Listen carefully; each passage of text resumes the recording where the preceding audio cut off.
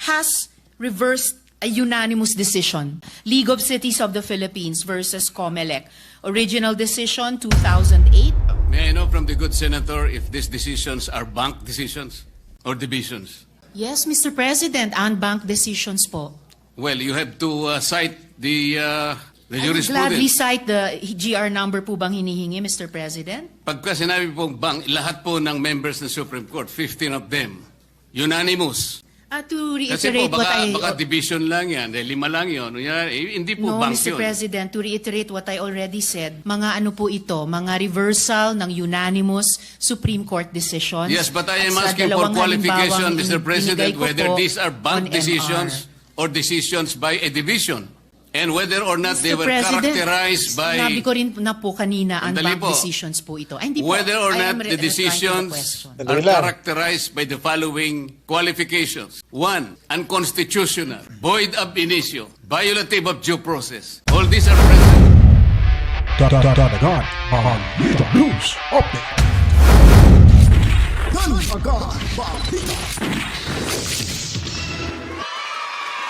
Alright, welcome back mga kabaitan. Nagbabalik ko tayo dito ho sa ating munting bahay, ang Danagan Balita Reaction Video News Update.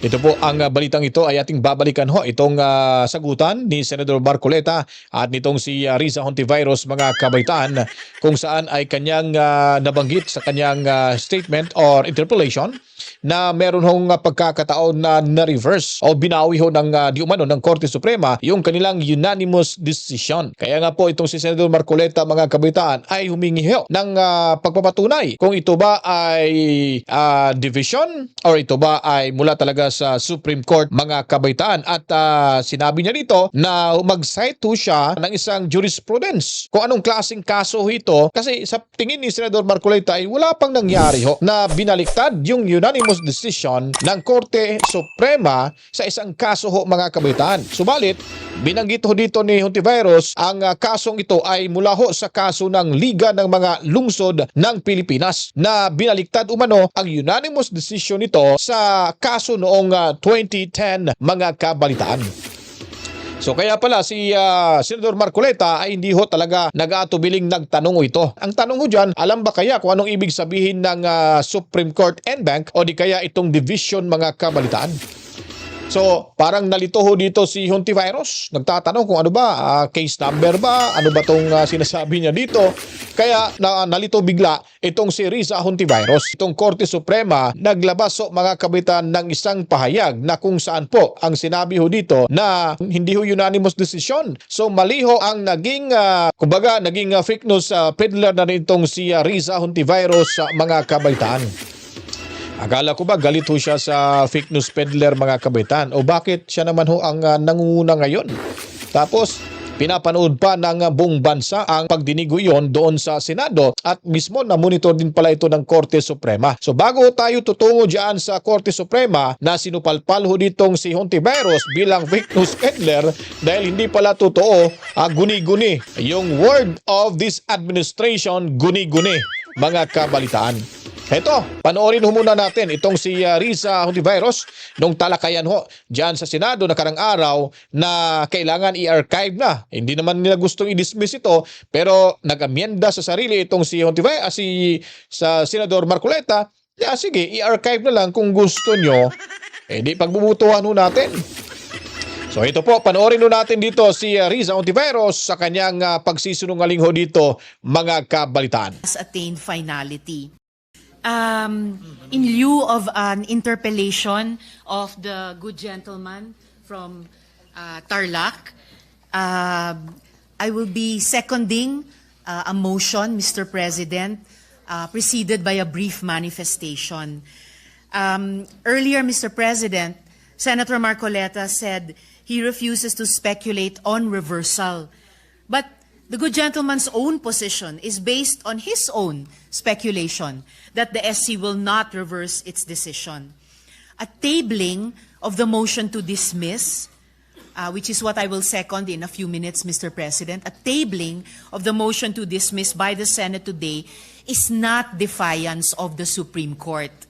Wala pa nga po kasing final na decision. Kahit ang Korte Suprema po, iniintay pa ang comment ng VP.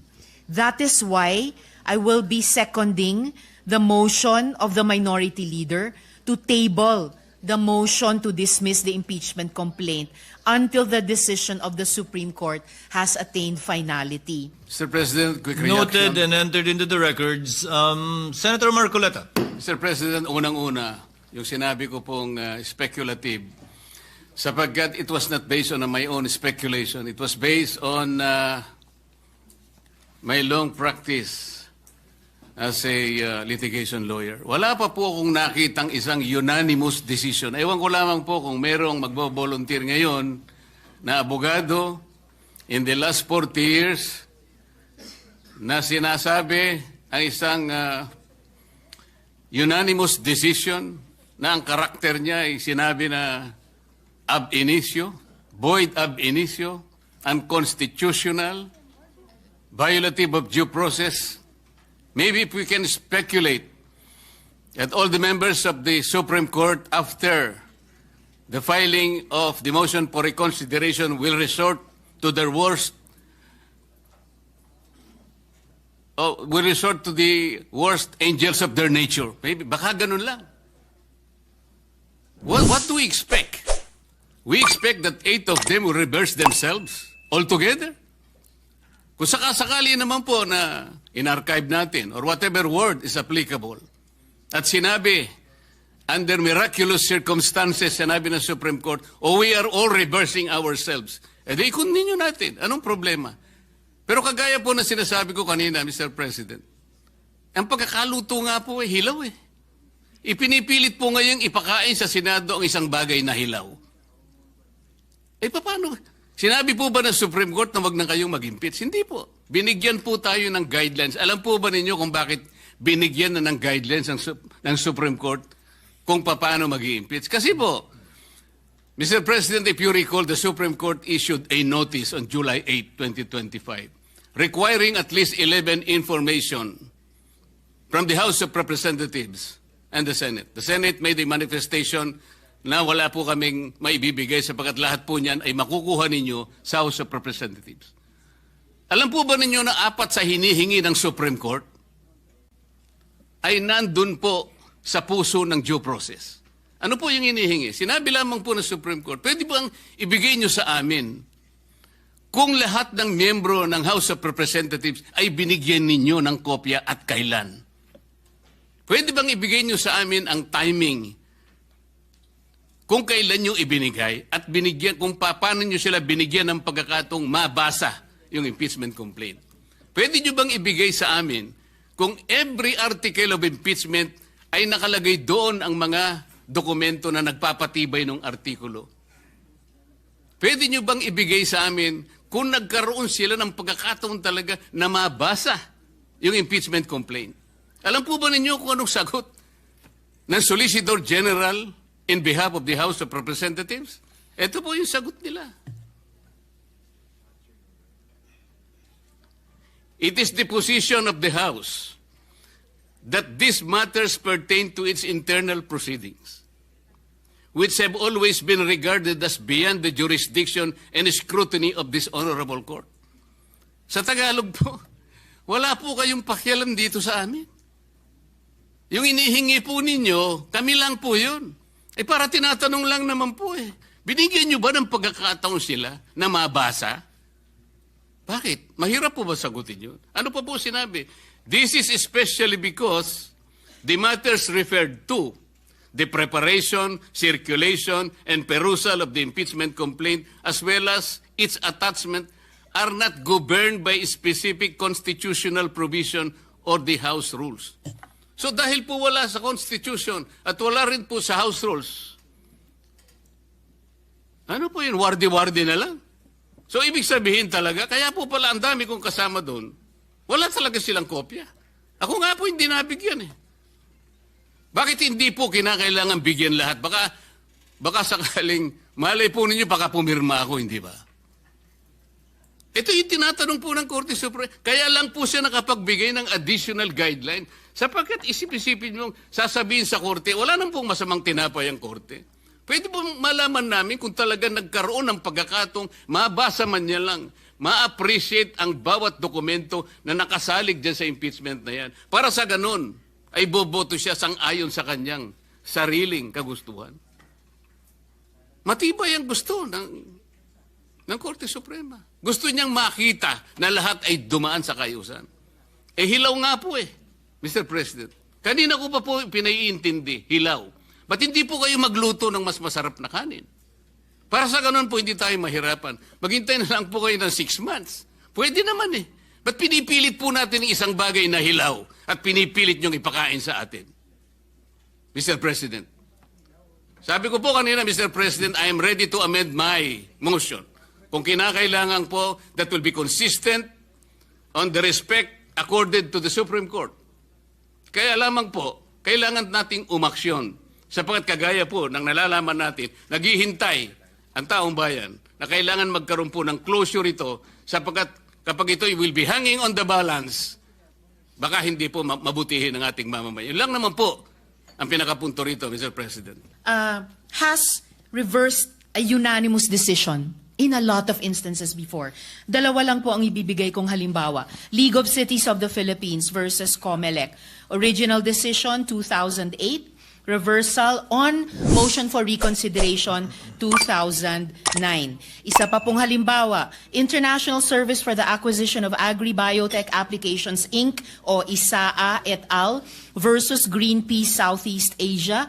Original decision, unanimous, December 8, 2015. Reversed unanimously on MR din, July 26, 2016. So, hindi lang po tulad nung sinabi ni Minority Leader na there's always a first time, it has happened before. So, yung ganitong klaseng milagro na hinahanap, posibleng mangyari din po dito sa kasong pinag-uusapan natin. Malay po natin. Salamat po, Mr. Noted. President. Salamat Mr. sa good President, gentleman may I know from Tarlac. from And the entered good into the senator, records. Senator Marcoleta. may I know from the good senator if these decisions are bank decisions or divisions? Yes, Mr. President, unbanked decisions po. Well, you have to cite the I would gladly jurisprudence. cite the GR number po bang hinihingi, Mr. President? Pagka sinabi pong bank, lahat po ng members ng Supreme Court, 15 of them, unanimous. To Kasi po, reiterate what baka I... division lang yan, 5 lang yun. Hindi po No, bank Mr. yun. President, to reiterate what I already said, mga ano po ito, mga reversal ng unanimous Supreme Court decisions. Yes, but I am At sa asking for dalawang qualification, halimbawang Mr. President, binigay ko whether po these are bank on decisions MR. or decisions by a division. And whether or not they Mr. were President, characterized by... Sinabi ko rin na po kanina, Sandali unbanked po. decisions po ito. Ay, hindi po. Whether or I not am the replying to the decisions question. are Sandali lang. characterized by the following qualifications. 1, unconstitutional, void ab initio, violative of due process. All these are present in those jurisprudence and cases as you cited. Mr. Naintindihan kaya yan? President, Mr. President, bagamat para itong yung pinag-uusapan natin kaninang operative nilihis facts, niya. kanina, simple lang yung tanong May kaso na po ba na ang Supreme Court sa unanimous decision ay ni-reverse ang sarili nila? Ngayon, may dinadagdag na tarong. Pero sige po, yung League of Cities of the Philippines versus COMELEC, the Supreme Court, in its original decision in 2008, unanimously declared the cityhood laws unconstitutional. I will have to get more information po on the ISAA reversal of unanimous decision. Pero malinaw na mga sagot na po ito dun sa original na tanong. So the original assertion na hindi po natin alam kung na-reverse na ng Supreme Court ang sarili nila sa original na unanimous decision has fallen by the wayside. Kasi the Supreme Court, as I said already earlier, has reversed a unanimous decision unbanked in a lot of instances before. Yun lamang naman po, Mr. President. Ayun. So, yun. Dito ho tayo nagtapos mga kabalita, no? So, pinapakita lang ho, nire-recap lang ho natin yung mga kaganapan dyan, mga kabalitaan sa Senado. Dahil nga po, ay ito po yung pinakamahalaga na dapat nating malaman. Nag-react ho kasi dito ang Korte Suprema. At ayon naman ho talaga sa Korte Suprema na hindi ho unanimous decision ang naging yung kaso ho ng League ng mga lungsod ng Pilipinas. Yung tinatawag ho natin na saan ba 'yon? League of Cities, mga kabalitaan. So nag-react ko dito at ayon pa ho ng Korte Suprema, the Supreme Court clarified on Friday that its ruling in the League of Cities case mentioned by Senator Riza Hontiveros in an earlier statement was not unanimous, mga kabalitaan. So ano bang ibig sabihin ho nun? So walang katotohanan yung sinasabi ni Riza Hontiveros dito, mga kabalitaan. Nagsisinungaling ho siya sa harap ng maraming tao. Kala ko ba ayaw mo ng fake news, Riza Hontiveros? Ngayon, ikaw rin pala ang pasimuno ng pagiging fake news peddler dyan sa Senado. Malinaw ho. Ha? Malinaw na nilinaw ho talaga ng Korte Suprema nitong Biyernes, mga kabaitaan, na hindi unanimous ang naging desisyon sa kaso ho ng League of Cities na binanggit ho dito, mga kabaitaan, ni Senator Riza Hontiveros. Saan na po ba yung kredibilidad ho natin dito? Tingnan nyo po, napakasakit ho dito, mga kabaitaan. And I quote, mga kabaitaan, please refer to the decision and resolutions published in the Supreme Court e-library and the Philippine reports. Inutusan pa. Maaari mo mong i-search sa e-library namin? O di kaya, maaaring mangyaring sumangguni. Sumangguni ho kayo sa desisyon at resolusyon na inilathala ho sa e-library, mga kabaitaan, ng Korte Suprema at ng mga ulat ho ng ating bansa, para mas maintindihan niyo po at para mas magiging makatotohanan yung mga ginagamit mo. Mantakin niyo po, gumamit po siya ng jurisprudence, tapos mali-mali pala yung kanyang sino kayang nagbigay ng info dito? Baka mula ho yan sa ChatGPT pa rin, mga kabalitaan. Napahiya ho dito si Riza Hontiveros. Okay, basahin ho natin. Baka sabihin, gawa-gawa lang ho natin to dito. Mula ho ito sa GMA News Online.